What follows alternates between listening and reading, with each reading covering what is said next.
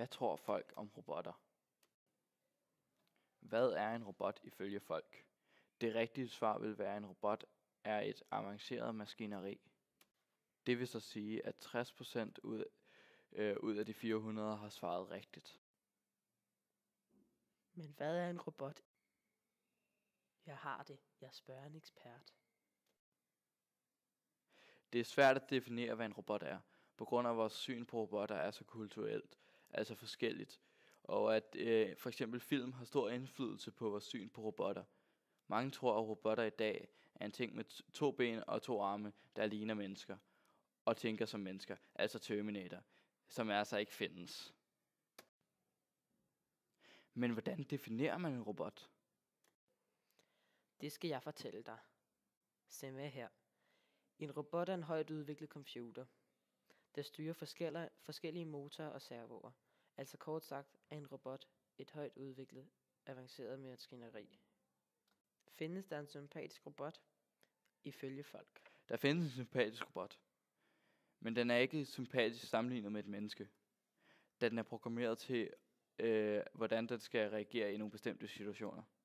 Og der vil være nogle situationer, hvor den ikke ved, hvordan den skal reagere. Men folk tror ikke, der findes en sympatisk robot.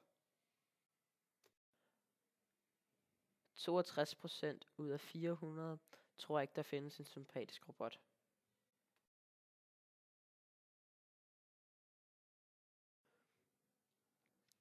Skal vi have sex med robotter ifølge folk? Ud af de 400 mennesker er der 87%, der har svaret, at vi ikke skal have sex med robotter. Mens der er 13%, der har svaret, at det er okay at have sex med robotter. Men er der nogen fordele ved at have sex med robotter? Ja, det er der. Her er nogle eksempler. For eksempel får man ingen sygdomme, da robotter ikke kan få sygdommen HIV for eksempel. Og der er ikke nogen chance for at få et uønsket barn, og kriminelle mister en stor indkomst fra bordeller. Synes befolkningen, at vi skal bruge robotter i krig? 54% af de 400 synes, at vi skal bruge robotter i krig.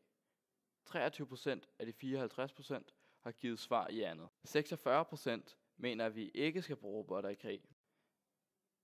Man bruger allerede mange robotter i krig. For eksempel bruger man droner, minerydder og robotsonder. Hvad kan robotter i dag, ifølge folk? I dag kan robotter gøre mange simple opgaver, som for eksempel støvsuge, vaske gulv, bygge ting, overvåge ting. Og der er også nogle prototyper, der skal kunne hjælpe handicappede, men det er ikke helt færdigudviklet. Og det var så det.